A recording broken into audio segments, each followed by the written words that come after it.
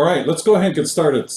Welcome everyone to Gen Z in the Marketplace. And we welcome all of you. I want to start us off with a word of prayer. So let's pray. Father, I give thanks, Lord, for just this gathering that we have. We give thanks, Father, for our brother, Dr. Josh Packard, for joining us and just sharing some of the wisdom that he's garnered from the work that he and his institute has done. And just sharing about this next generation, Gen Z, that's really impacting the marketplace, also impacting the church. And we ask, Lord, for your Spirit to be amongst us, that you would speak to each one of us, that you would give us an open heart for learning and from just hearing from you this fall. And we ask, Lord, for your blessing upon this meeting. And we pray this in your Son's name. Amen. Amen. All right. Okay, so welcome everyone. For those of you who aren't familiar with Fusion Leaders, we're the sponsor of this event. We have our vision and objective is to create a platform for just connecting Christian marketplace leaders like yourself to build community for us to be able to support each other. And our website's fusionleaders.org. We're a 501c3 nonprofit, and we're focused in just encouraging each one of us in just living out our faith in the marketplace and be able to further God's kingdom beyond the four walls of the church. So it's really privileged today to have Dr. Josh Packard. Dr. Josh Packard is a Christian sociologist. He is a sociologist that runs an institute called the Springtide Research Institute in Colorado. He's runs the institute focusing on aspects of the church. He wrote a book a few years back called Church Refugees, which I think is a book that all pastors should read. He's also, in conjunction with his institute, have written a number of studies, greater number of studies, focused around the youth. Specifically Gen Z, so Gen Zs and religion, and more recently, studies on Gen Zs and the marketplace. And we'll talk a little bit more about his publications there. So with that, I'm going to turn it over to Josh and let him take over the slides. So I've stopped sharing. Josh, you can go ahead and start. Thanks again for that introduction, Bill. You mentioned that book, Church Refugees. I wanted to let you know too, we just submitted the final draft. It'll go into production over the winter and come out in the spring. A book about it's called Stuck on Fortress Press, about pastors who don't want to be pastors anymore, but don't know how to not be pastors. They don't know how to get out. So that's sort of the follow-up study to people who are congregants in Church Refugees. But as you mentioned, I'm in this role now. It's as executive director of Springtide, and at Springtide, everything that we do is focused on Gen Z, ages 13 to 25. We exist right at that intersection of where their faith meets their culture, where their inner and outer lives come together. Basically, any place that young people are going to make meaning in their lives and find meaning, we go right there alongside them and ask them a whole bunch of questions about what they're doing and why it matters to them, and what they're hoping to get out of it. For about 10 or 15 years before this role, I was a professor. So let's go ahead and, you can see my Twitter handle there, our Twitter handle at We Are Springtide. I'm at Dr. Josh Packard on Twitter if you're there, and you can see our website. Well, as I mentioned, I was a professor, so let's go ahead and jump into this with a quiz. See who can get. All right, here's a quote. Drop into the chat, or feel free to unmute yourself if you think you can identify who said it or even when it was said. Young people have exalted notions because they have not been humbled by life or learned its necessary limitations. Moreover, their hopeful disposition makes them think themselves equal to great things. They overdo everything. They love too much, hate too much, and the same with everything else. All right, so who's got an answer? Any guesses?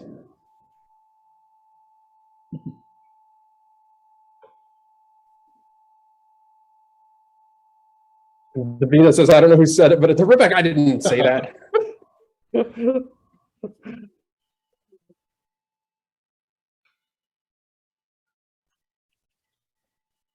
All right.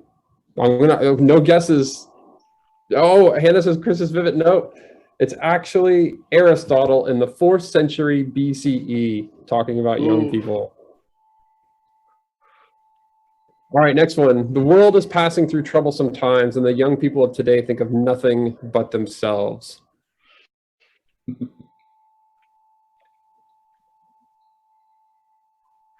This could be 2021. Is anybody going to guess 2021 on this quote? All right, you've got your guesses at least locked into your heads. It's Peter the Hermit in 1274. How a hermit has any interactions with young people enough to make a claim about them, I have no idea.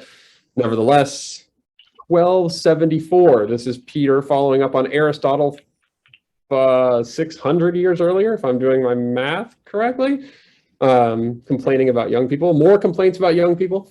The free access which many young people have to the media has poisoned the mind and corrupted the morals of many a promising youth. Parents take care to feed their children with a wholesome diet and yet are unconcerned about the provision for the mind.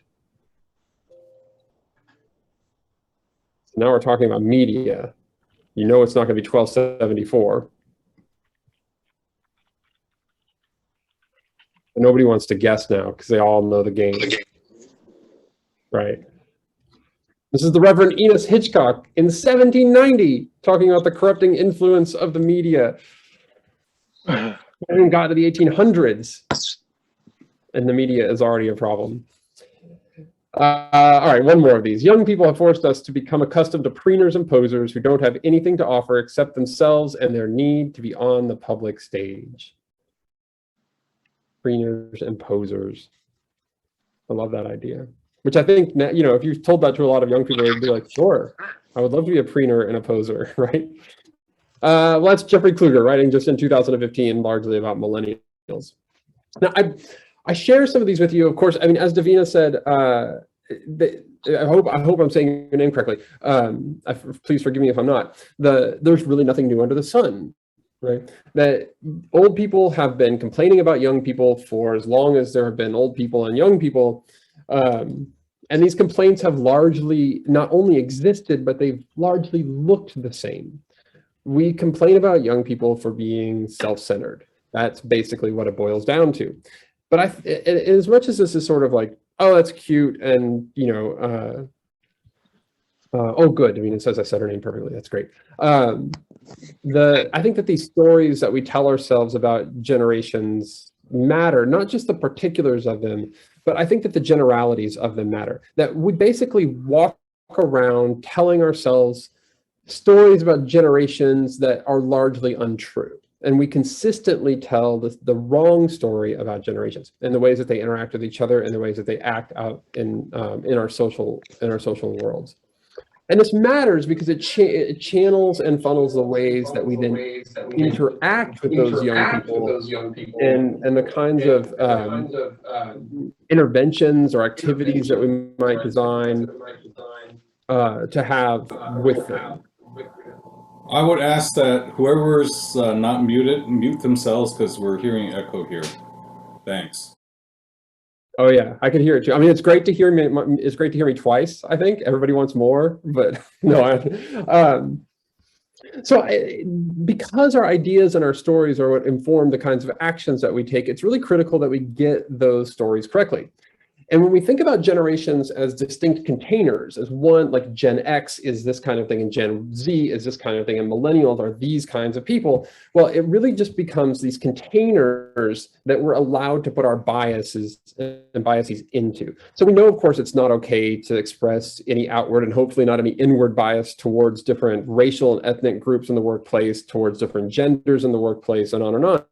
But there is this place in our society where it is still acceptable to sort of disparage an entire group of people. As long as we wrap it up in the container of generations, we can get away with saying all kinds of things that we couldn't say about any other group of people. We can call people lazy. We can call people narcissistic. We can say that they're self-centered, that they're preeners and posers, as Jeffrey Kluger wrote.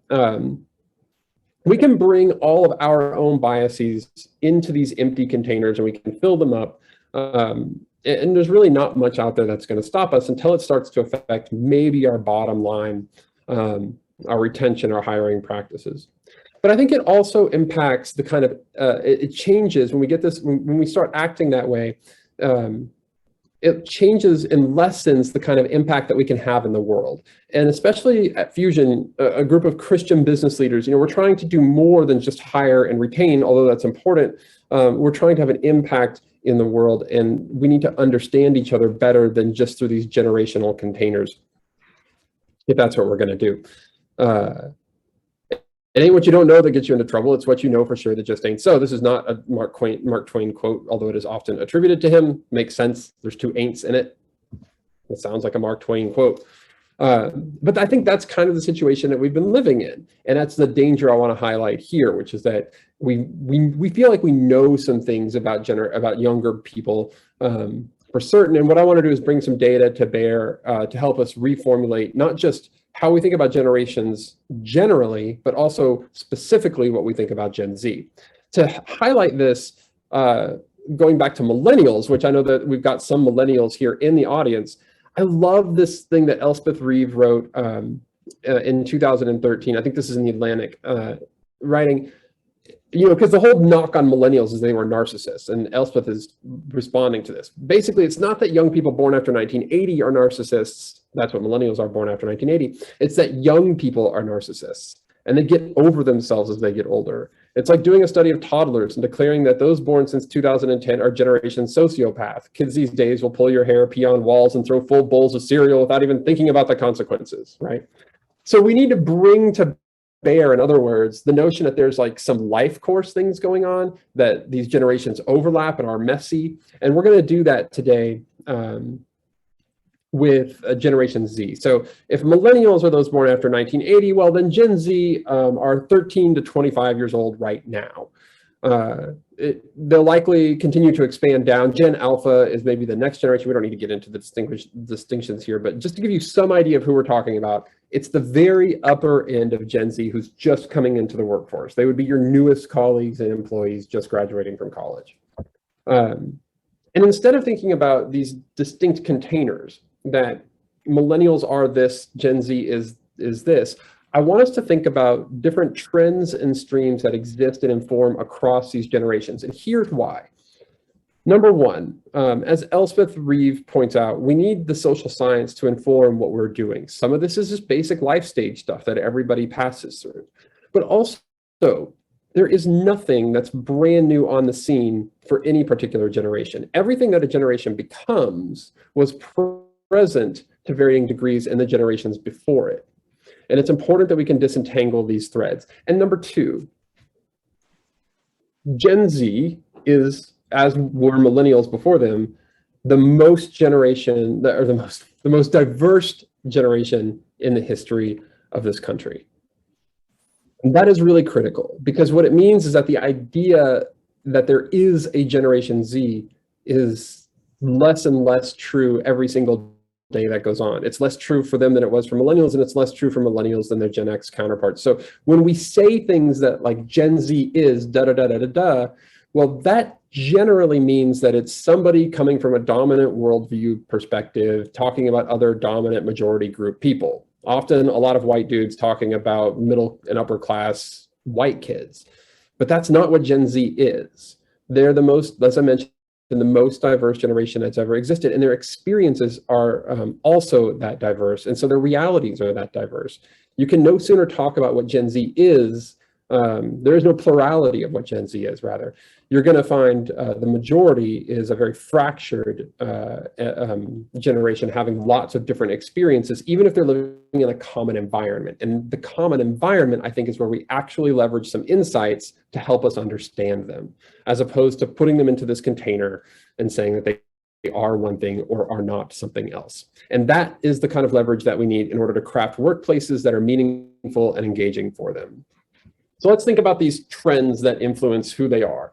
They're number one, they've got this loss of institutional trust and the supports that go along with it. So I'll be mixing both what's going on in their religious world and in their workplaces, and not just because those things do not run parallel for them. I think they're part and parcel of the same story.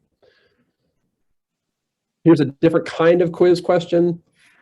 This is data from Gallup. You see the confidence in social institutions, the trust in social institutions from the 1970s up till today. The quiz question being, what trend do you see? If you need a cheat sheet, I made you one. Look at that decline, everybody. I mean, that is every single sector of our society. We've seen this decline in trust. What that tells us is that there is something going on in our social world that's bigger than any one of these institutions. In other words, it's not just that like there were some business leaders who acted poorly and so we lost some trust in big business, or some bankers, who sold really terrible home loans to our parents in the late or middle 2000s and we lost our home. I mean, none of those things help, but this story is bigger than that. And by bigger, I mean it's more widespread. This affects every sector that we're in. And this is the world now that young people operate in. And because this has been going on since the 1970s, what we've actually got now are not just a whole lot of young people who mistrust institutions. I mean, that, has been going on for generations. That was like the entire 1960s, for at least as I understand it, was apparently about not trusting social institutions and not letting them tell you what to do. But now we've got parents raising kids who don't trust institutions. Neither of them do. So they're not inclined to then connect their kids with those institutions because they themselves don't trust them. And so when we ask young people, this is Springtide's own research, 13 to 25 years old, how much do they trust these institutions? They give them similarly very low scores. Even nonprofits that are at the top relative to the others, it's important to point out here that this is a 10-point scale. So even the sectors that are doing better are not doing well.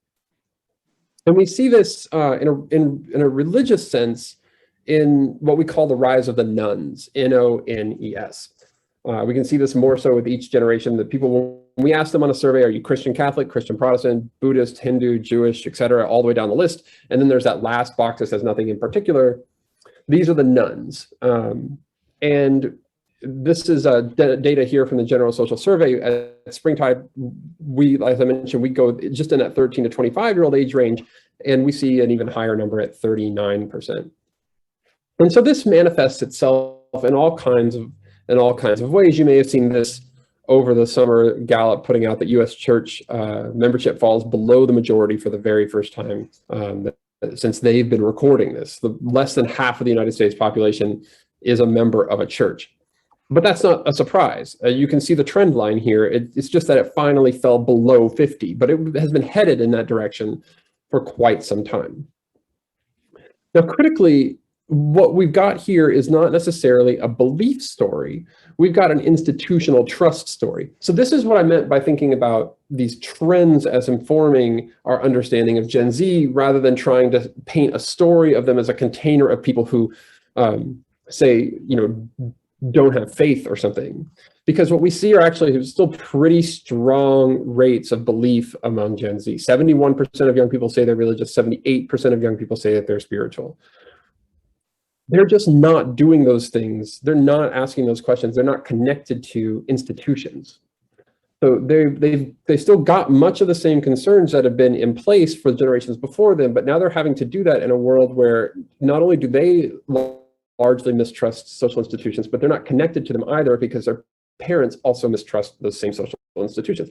Now, whether that's good or bad or right or wrong, I think there's a variety of responses that you can take there. I do think it's understandable. I can, when you live and operate among a set of peers who are also mistrustful of these institutions, and in many cases, it's, we've had a lot of access to failings of those institutions, it's at least understandable why it occurs. And regardless of what started it, the reality is that this is the social environment that Gen Z is being raised in. And so when we start talking to them about work, well, they get real anxious about it. So we did this study called Work Life, asking Gen Z, okay, so if you're not connected to, if you still are highly religious and spiritual, and you're not though connected to traditional religious institutions like churches, synagogues, mosques, etc., how are you finding and creating meaning in your life? And they kept telling us, like, I'm doing that at work, but they don't necessarily know how to do that at work just yet. They're pretty anxious about it, especially because of the pandemic. So only 17% said that they felt hopeful or optimistic about getting a job. 67% have high levels of stress about their future work. And 1 in 5 said they're worried they'll have a hard time finding a job because of their race. So as I mentioned, this is largely a story, or in many ways, a story about diversity. And these findings do not apply equally across the board. So I'll try and point out where there are really significant differences. Also to note, I mentioned that our research group at Springtide is 13 to 25-year-olds, but we don't ask the same questions to 14-year-olds that we ask to 24-year-olds about work. I mean, 14-year-olds are barely even thinking about work most of the time, and 24-year-olds are actually in the marketplace. So much of the data I'm going to share with you today is from people who are about to graduate from college or are in the workforce already, either without college or right after. Interestingly, then, when we think about what they want at work, they want accessible, open, and caring workplaces. This is not. This might make some of you who are like, I think about, like, when I shared this data with my dad at first, he was an owner operator of McDonald's franchises for a long time, and he was like, 83% of them say it's important that their supervisor cares about their life. He's like, why do I have to care about their life? Like, I'm going to pay them a fair wage. They're going to show up. I'm going to nurture them and support them in their professional development if that's what they want.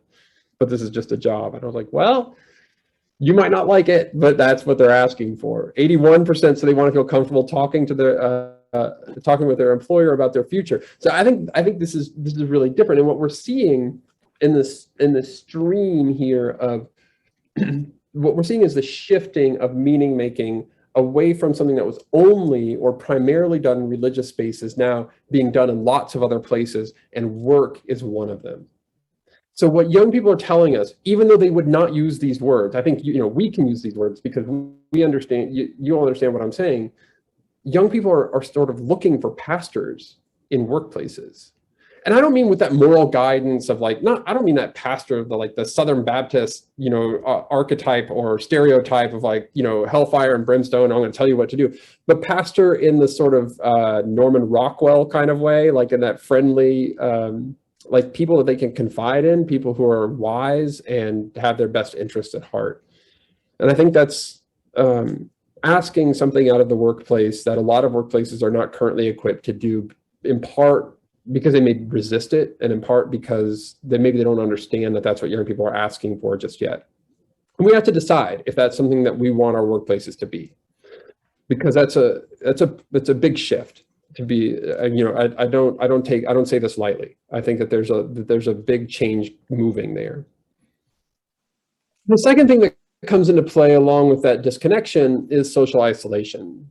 A few years ago, Cigna did this big study, 60,000 Americans 18 and up, and found some really astonishing things. They use this index that social scientists like myself have been using for a long time, since the 1970s, called the UCLA Loneliness Index. And it's been given a number of times over the last 40 years since it was developed. And what Cigna found was astonishing, in part because of that last column. What they found was that Gen Z was the loneliest generation. That had never happened before. It's always the oldest generation that is the most lonely and most isolated. And not only was Gen Z the most lonely when Cigna did their study, but their scores were the highest that had ever been recorded. And this is similar to the findings that we found when Springtide replicated the study, that Gen Z is just largely counterintuitively, because we think of them as hyper-connected on their devices like all the time, but they're largely way more isolated than previous generations. And I think this is a lot to do with that disconnection from those social institutions, where naturally some of those networks, some of those communities would have been found and nurtured. And there are dramatic health, spiritual, health consequences as physical, spiritual, and mental. Cigna's big headline study, or headline finding from this, was that loneliness has the same impact on mortality as smoking 15 cigarettes a day. It's more dangerous than obesity. Moostalk et al. In 2014, writing up the sort of summary of all the findings up to date about loneliness, shows a consistent link between mental health, including depression, suicide, suicidal ideation. Young people who experience isolation and loneliness are 3.5 times more likely to be severely stressed. So this loneliness has obviously tremendous impacts in terms of then, well, what are young people looking for? I mean, a lot of us work remotely now, hybrid, because of COVID and sometimes by choice. And Gen Z tells us that, they're ready for that, but not excited about it. So they're not thrilled about what work looks like, because to them it fits right into that narrative of like, life is lonely and isolating, and work is just an extension of that, even if I don't want it to be. So 60% fully expect that the gig economy or side hustles will be a part of their working life forever, which is actually in line with what the Department of Labor tells them basically, to get ready for. Fewer than 1 in 4 are worried about working from home, but only 16% are hopeful and optimistic about it. So they're like, yeah, I can do it, but it doesn't seem thrilling to me. What's interesting, though, is that young people are still graduating from college. They're not under some delusion that they're going to work for 40 years and get a gold watch. My grandfather did that at Land O'Lakes Creameries. They don't think that's going to happen, but they do want to work for an employer for the long term, disrupting, I think, some of our notions of sort of what young people are looking for. In other words, this reality emerges where like they would love to work for an employer long term, but they are prepared for side hustles and gig work and moving around to different jobs if that's what it has to be. And that's actually what they expect it will be. Brianna says they're interacting with my coworkers and being able to have more personal relationships rather than sterile work only is very important to me. I don't like just keeping with the status quo. Once again, highlighting the sort of social burden that's being placed in the workplace, the expectation that's being placed in the workplace. 82% say it's important that their future boss or supervisor cares about my life and can relate to me as a person, not just talk about work. Again, things that make my dad roll over in his grave, even though he's not dead yet. It would just be astonishing for him to try and contemplate. At Springtide, so we'll get one big takeaway here from this is that we need to create more belonging in the workplace. And we don't have time to go into all of the steps about how to do that. We wrote this book called Belonging that about largely geared towards religious leaders, but I think the same finding there applies to lots of other organizations. And we're in the process of building a scale and around this right now and an assessment to help people assess their level of belongingness in their organization. And it proceeds primarily along these 3 steps. Is everybody in your organization noticed? Are they named and are they known? Now, this works on the most basic level. Is their presence acknowledged? Do you actually know their names? And then do they impact the organization? Is there something known to them and the organization? But it works at a deeper level too for each of these 3. I mean, to be noticed is not just that somebody acknowledges your presence, but that you see yourself showing up there with all of your identities, all of your racial and ethnic identity, all of your LGBTQ plus identity, all of your interests and your heritage identities are welcome in this space. And then to be named is that you get to be not just, of course, people know your name, but that you are a significant presence inside of your organization. And to be known is this, in a deep way in your organization, is this sense that the sense that you have an impact on your organization such that the organization would not be the same if you weren't there.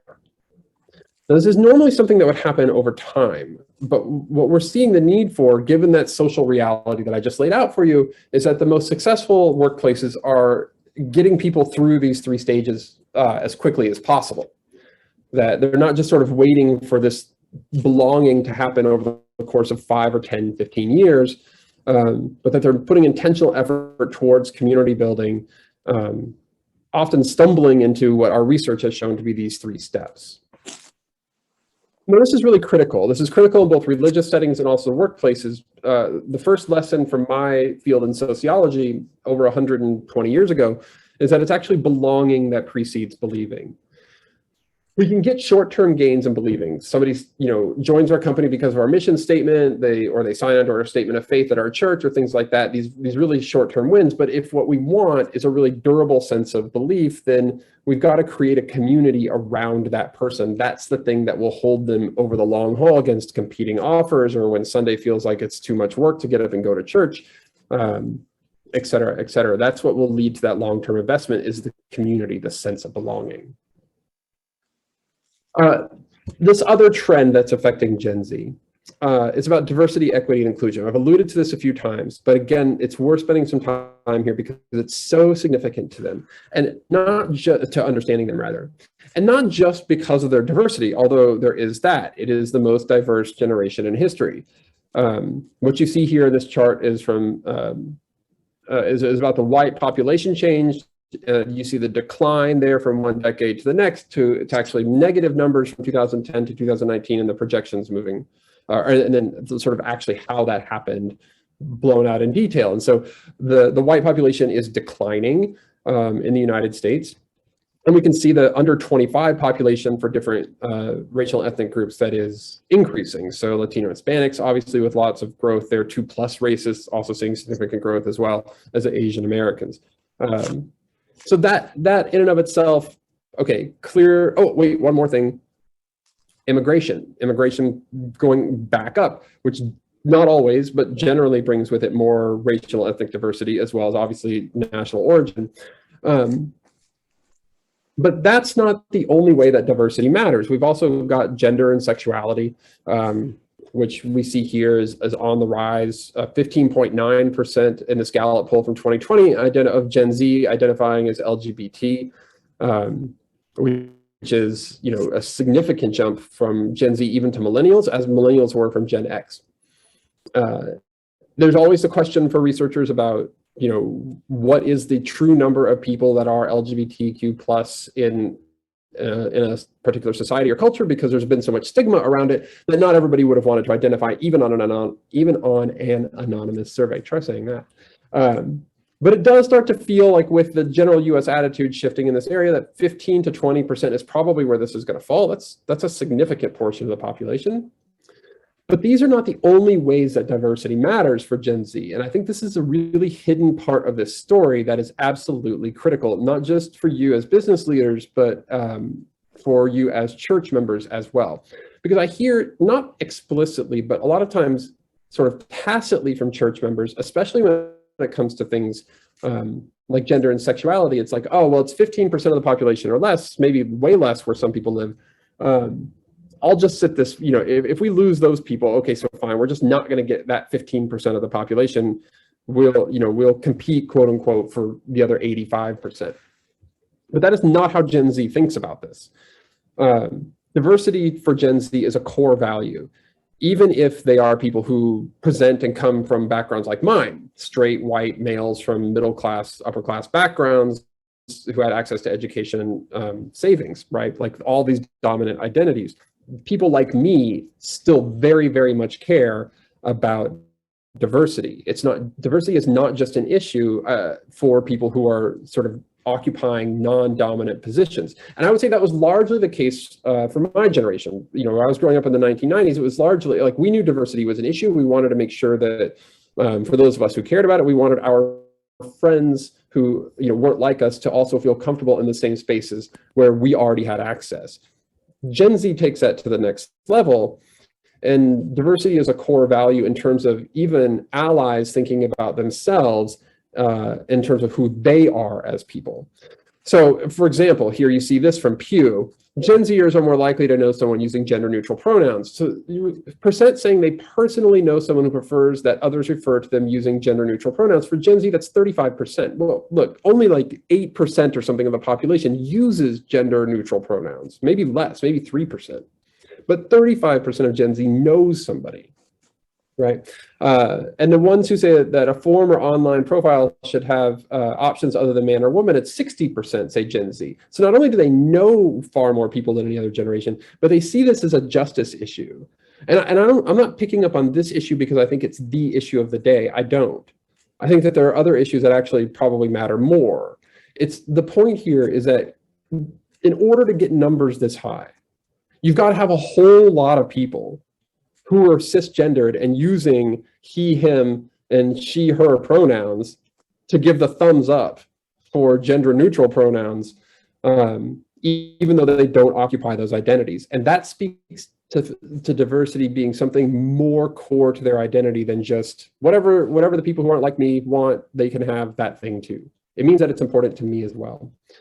Nearly 40% of young people then at work say that they will only join an organization if it values inclusion among its highest priorities.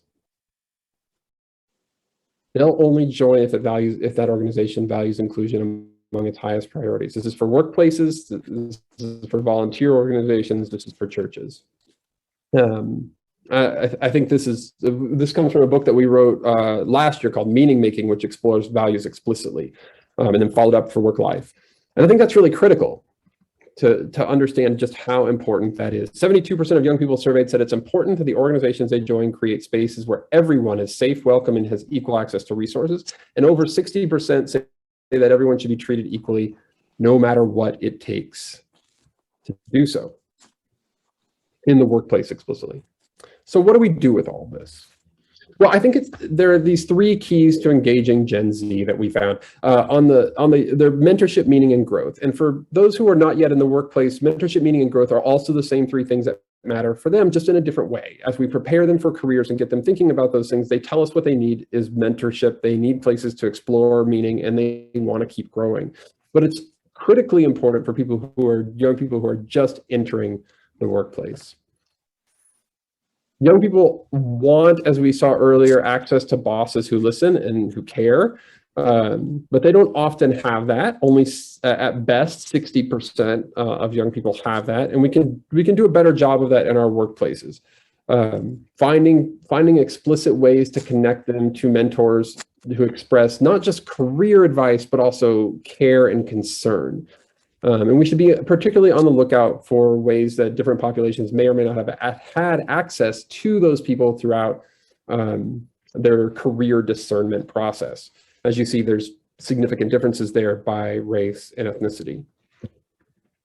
Meaning is sort of the central component to this whole thing. 73% say I'm more likely to do extra work when I believe in the work that I'm doing. And that's really where organizations thrive. I mean, we all love the idea that we're going to pay people to do work that is, in a job description, and we're going to fit this thing together as managers and supervisors, and that's how we're going to hum along. But we all know there's a difference between doing the job and going the extra mile and doing the job really well. And it's that margin where our companies are made or broken.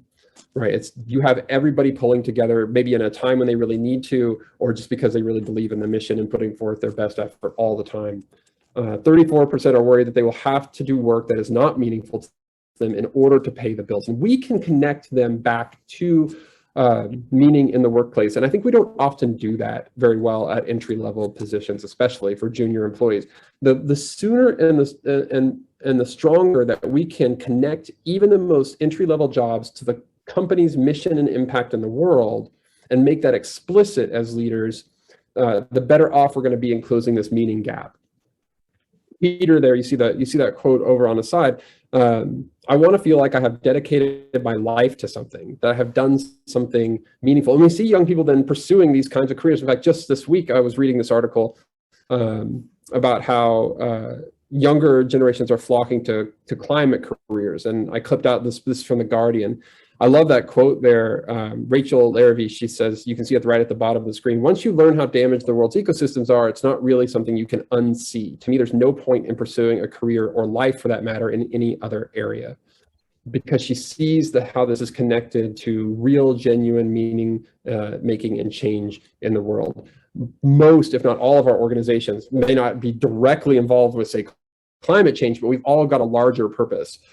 There was a study by John Cotter, the famous management consultant, years ago, and he said leaders under-communicate their vision by 10x. And I think especially that's true when we start talking about entry-level employees and the impact that their work and this company has on the world. Young people, ultimately, at the end of the day, they want a place where they can go back to their friends at the bar or into their apartment or on their social media and be proud of the work that they've done and share the company that they work with. Can they brag about the work they did that day to their friends, and the impact that it's having on the world? They just want to be able to hold their heads high about that. Not about, the salary matters too. I mean, all these things are still in place, but meaning in their lives is increasingly being constructed at work. And lastly, they want a place where they can grow. When we ask 13 to 17-year-olds about the type of work they hope to do in the future, more than 9 out of 10 said they want a job that helps them to grow. They know that this isn't over for them. They know that college is not the last class. When they graduate, they know that's not the last class they're ever going to take or the last test they're ever going to study for. They want continued growth. When we wrote The State of Religion in Young People last year, we offered this model of relational authority. And even though we were writing in that context explicitly to religious leaders, the crossover here for employers could not be more, I think, direct when it comes to helping create meaning in workplaces, just like creating meaning in churches. And the basic premise here is that there are 5 ways really to help mentor and guide young people. We need to combine, this old model, again, thinking about my dad, it would have just been leading with expertise. I've been here, I know how to do things. This is the way you should do it. It's this apprenticeship model, like watch me, I'm the expert. And that would have been the only thing, would have been the expertise. What young people are very clear about telling us, though, is that in order to get to a point where they will listen to your expertise and care at all about what you're saying, and maybe even do the things you want them to do, you have to first combine listening, transparency, integrity, and care. Then you have to then you get the opportunity to share your expertise and get them to behave and act in ways that you would like. But if you don't do those first things, if you don't do those other things, you'll never get to the expertise part. And chief among those is listening. I had the chance to talk with Rabbi Joshua Stanton a few months back on Instagram Live, and he said this really great thing. He said, religious leaders who don't listen well shouldn't expect to be listened to. And I think you could just take the word religious out of that. And that would basically characterize what's going on for young people. Leaders who don't listen well shouldn't expect to be listened to. That is what it means to lead young people today. And when we do that, we flip everything. So where we started this presentation with really low levels for institutional trust, what happens when we're able to do that relational work that Gen Z really wants is that we see trust levels that are sort of off the charts into the 90th percentile. So where they might not trust the institutions that train them for education purposes, that form them in religious ways, or even the ones that they work for in an economic sense, they do trust the teachers that they had in those places, the pastors who guided them, and the bosses who mentor them, right? The relationships will carry the day, even while we operate in a very low trust institutional environment. We can keep relying on those relationships. In fact, we need to rely on those relationships more so than ever before.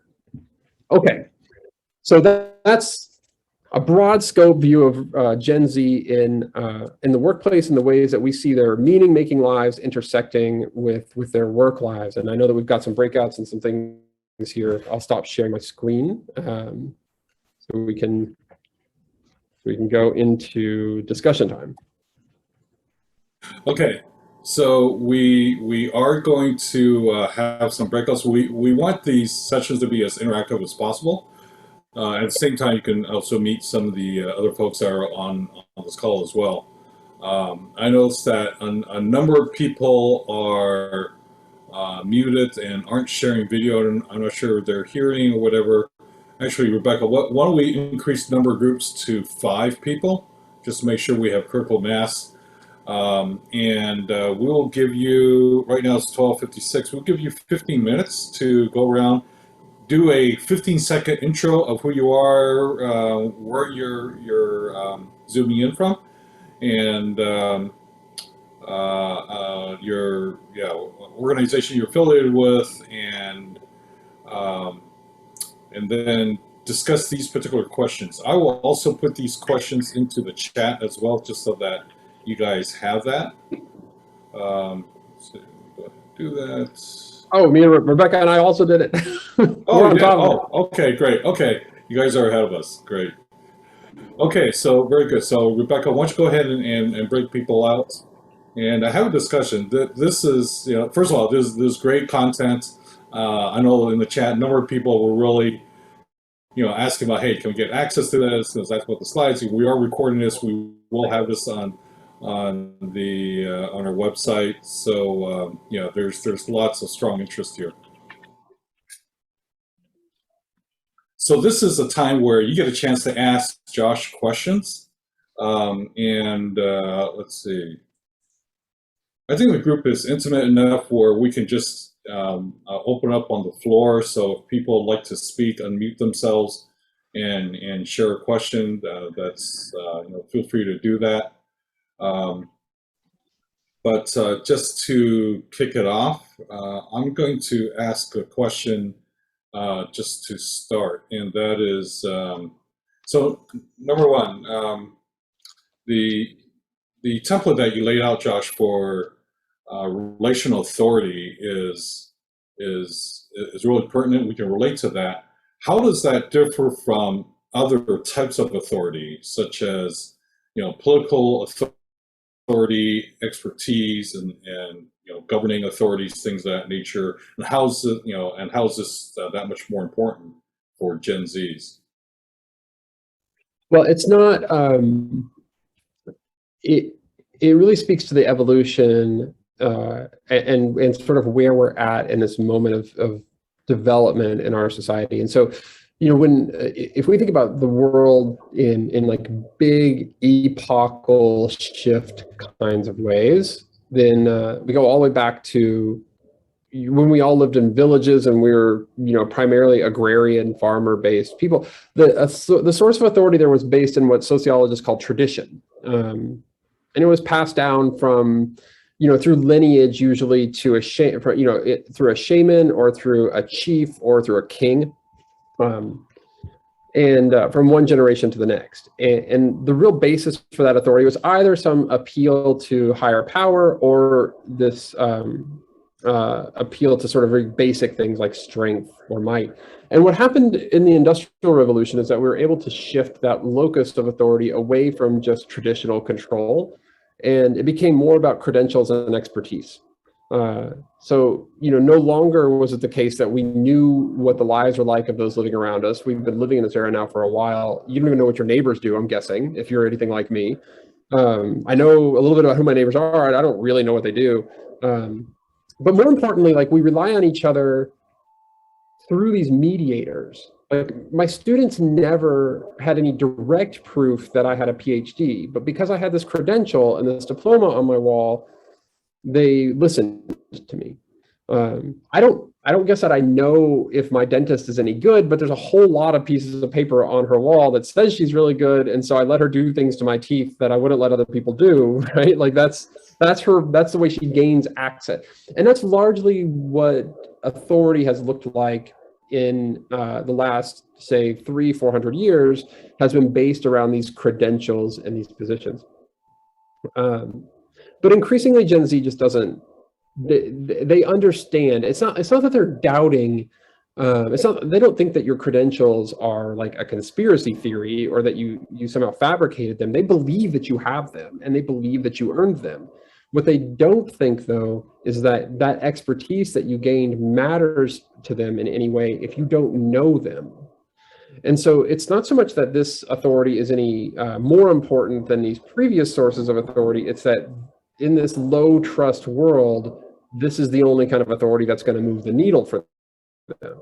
So you can get the person with all the degrees and all the experience. In fact, I was saying this to a Catholic conference a couple of years ago. There were a bunch of bishops in the group and a bunch of people that worked in the bishop's office. And I'm like, I'm really sorry to tell you that you've worked your entire lives and sacrificed and made careers to get to a particular point in your professional lives where you have this authority to make change and get people to listen to you precisely at the moment that nobody cares about that position of authority anymore.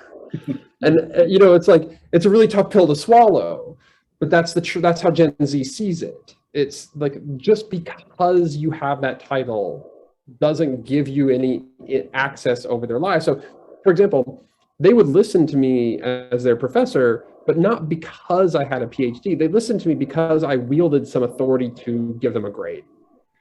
The ones that would ultimately let me have some say over their lives were the ones that I had sat with for a year or two or three in my office as advisors and had gotten to know them and really asked them deep questions about what they wanted to be, what mattered to them, what their families were like.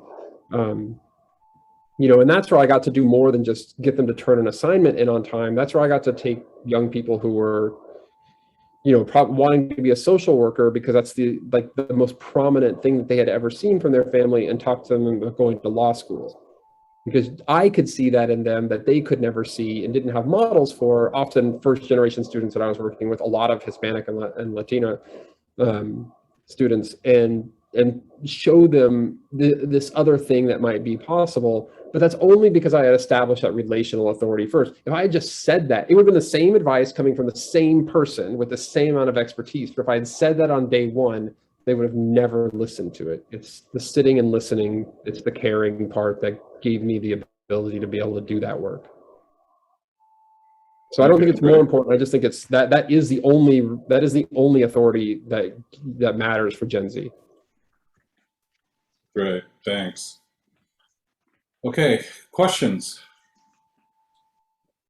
There's a question from Marty in the text. It says, Josh, how would you recommend employer leaders achieve accommodation of inclusion in the workplace for Gen Zers without compromising the truth? That's a good question, Marty. So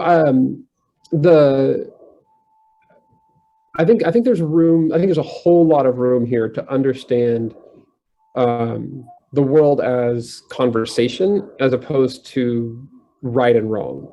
That doesn't mean that you don't have rights and wrongs. It's just sometimes I think we can get really caught up in thinking that we can't all come together to have dinner until we agree 100% on some basics. And that's just not the way that you would invite somebody over for dinner. You would invite them over for dinner regardless. And that doesn't mean you don't have your convictions. It doesn't mean that they don't have theirs. But you can still have dinner together. And we can still talk. We can be in community together. I can affirm the existence and your right to exist and the value of you as a person to this organization. For years, we've done that, actually. We've worked side by side with people that had private lives that we certainly, if we got to know them, we wouldn't necessarily agree with them. It's just that now we have access to all of these things all the time because of social media and other places. So I think there's a whole lot of room to do that. The Catholics have a great term for this. I've got Catholic on the brain because I'm here in Cleveland presenting to the Diocese of Cleveland all day in between this. But they have this great term for it that I wish other religious groups would get more comfortable with, called accompaniment. And it's the notion, especially when it comes to young people, that they are not fully formed, like they are not finished. And so the idea is to be in conversation with them as long as they'll have you in conversation, not to try and get them from point A to point B and then sort of abandon them, but it's to stay in that, because we know, especially even when you're 20, 25 years old, just because you arrived at a certain place doesn't mean that in 2 or 3 or 5 years, you might go backwards or sideways or someplace else. Like, that development still happens. And so those relationships, that belonging part becomes primary over the sort of belief without the community. So I think building up those relationships, having that community allows us to be in those conversations for longer and ultimately wield more influence over the long haul. So I completely agree with you, Josh, and resonate with that, the importance of respectfulness and kindness and building relationship, learn and earn, I like to say. However, when it comes to issues like, you mentioned, when I give you an example, when Gen Zers are asking for there to be an accommodation recognition of more than one gender, I would just stridently disagree with that. I believe that there's male and female, period. And how do we not compromise the truth on that, the biology, the science on that, and yet, I still think we can be friends and be respectful and cordial with one another, but respectfully disagree with that assertion. Sure. I don't think, look, you're gonna, if you take a position like that, I would be remiss if I didn't say that, that may cost you, which I think you understand. And I don't think that's news to you. But I would also point out that Gen Zers are often way more comfortable with an understanding of the fact that they're going to be sitting next to, working next to, living next to people that they fundamentally disagree with. previous generations. These are just not always like go to the mat issues for them, even if they're really important identity-based issues. It's not always a basis for turning off a relationship or breaking the bonds of community. And I think you'd be surprised a lot if you gave them a chance. When we give them a chance, what we often see is that they will choose to stay in community as opposed to sever those relationships, even if it's something, again, really primary to identity. Right. Mike has his hand up. Go Oh, ahead, yeah, Mike. Yeah, great conversation, Josh. You got us started here, and had a question. I do a fair amount of mentoring of Gen Zs and millennials. With respect to Gen Zs, what I'm finding is when I sometimes have good conversations going, later on they'll reflect on it and they'll point to a TikTok influencer or some other influencers, and of course I don't have thousands of followers, and they'll want my opinion on it, and I'm just feeling like we have this generation who their views are getting shaped by influencers. I was wondering if you have any thoughts on that, or and how do we manage through that process? Well, you're absolutely right, Mike. So we at Springtide, one of the mantras that we repeat internally is that we don't want to be a bunch of old people studying young people. So we're always looking for ways to have young people's voices directly inform the work that we're doing. And we have a number of those touch points. I won't go through all of them, but one of them that we have that's really important is this monthly group of what we call ambassadors. They meet with us, they see our research questions first, they help us interpret data that we may not understand completely, or we might have an assumption about, but we want to run it past them to see, how they take it.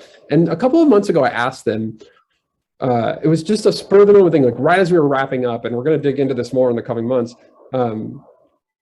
But I said, okay, who has had more of an influence on your faith lives? Is it somebody on social media or your families?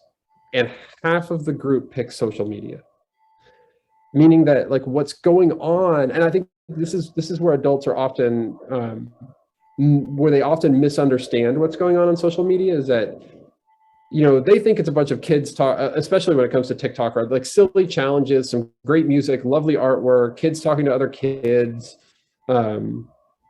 Adults being mean to each other. That's largely how I think of Twitter. But there's this really important component that's also going on there where they're exploring very actively the biggest questions in their lives and looking to those people as actual influencers. That term is not that far off from the truth. And so like this summer, we ran this really interesting story that got picked up by Religion News Service and the Washington Post and Chicago Tribune and others, detailing the ways that young people are they're not picking either or, like either this institutional religion or new age things like tarot reading and crystals and stuff like that. That's what it was when I was a kid. Like you didn't do both of those. Now what they were saying though is that largely because of the influencers that they're seeing, they're combining these things. So we've got the people who are identifying as Catholic, or they're identifying as Baptist, or even Muslim or Hindu, where you might argue that some of those traditions have prescriptions against spirituality, things like tarot, that are even more restrictive than Christianity, and they're combining those with things like having crystals around. And that's fascinating. So I don't, there's real serious work that kids are doing on social media, and as the one thing we should not be doing as adults in their lives, if we want to gain their respect or trust, is to be dismissive of what's happening there. And I think too often adults are dismissive about what's happening on social media because we think it's silly. But when we do that, we're basically telling them that we think that this thing that's really important to them and to their identity formation is silly. Or when we say social media is toxic, then they're like, how could this be toxic? Like I've gained so much personally from this. So I think we need to dig in there a little bit more than we have been, and commit to understanding what's happening and how young people are using that. It's, in some ways it's even how they're making career decisions about, like, again, like I said, they want to be able to go back on TikTok and explain to their followers and friends on TikTok, look at this awesome thing my company did. Look at this great place that I get to work. And it's not, the great place doesn't mean like there's a ping pong table in the break room. It means that we impact the world, and they want to be able to share that and be proud of it, because that's their way. That is their credentials. You know, that is their status. That is the thing that builds up their sense of self-worth. Okay. I'm going to allow one more question before we close it off, getting close to the 1:30 mark. Anybody else have any other questions? And by the way, Josh has graciously stated that we can send out the slides to those who desire to have that. And there's a lot of great information. Went through it very quickly. And Josh just typed it in the chat, his contact information. In addition, we have, he's written a number, he and his institute have written a number of books, studies, that really packages a lot of this information. It's a little bit more detailed. You can press a little bit further into it. In addition, you know, there's some very good resources, because one of the big questions that I think all of us have is that, you know, how can we be better mentors and better engagers of Gen Zers, whether it be in the workplace or at church, or in my case, in the home, right?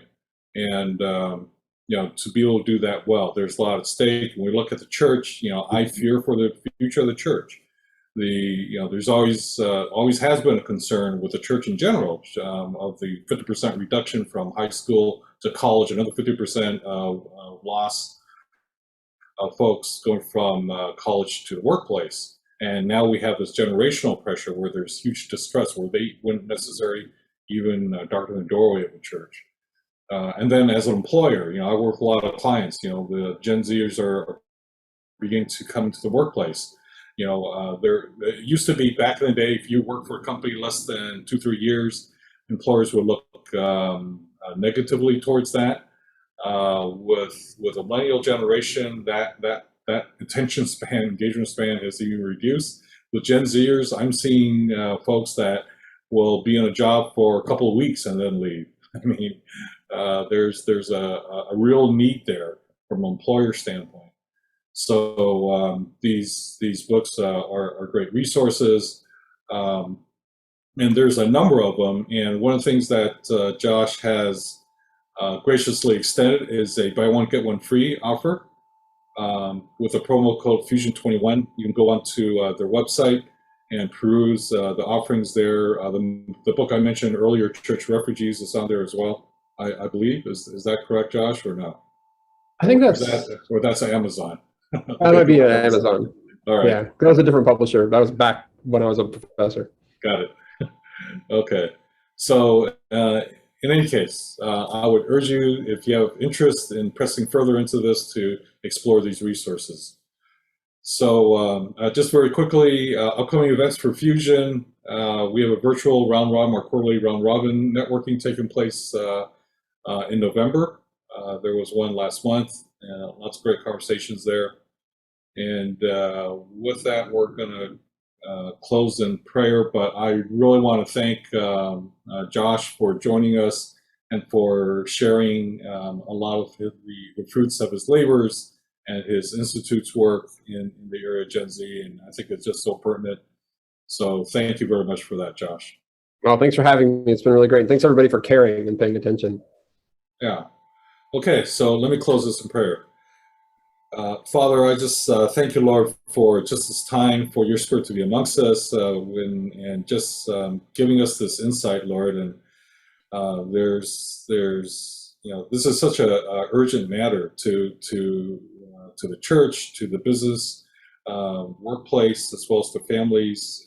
And we know, Father, that this is something that's heavy in your heart, you know, in terms of moving forward, how this next generation is going to be impacting all these institutions. And we just we know, Lord, that, you know, above all, that you love each and every one of us, as well as each and every Gen Zer, as well. So we just ask, Lord, that you would give us insight and the initiative to be able to engage with them better and really leverage the wisdom that Josh has provided us. We ask for a blessing upon the rest of this day and for each one of our lives going forward in the workplace, in the family, and in the church. In Christ's name, amen. Amen. All right. Thank you, everyone.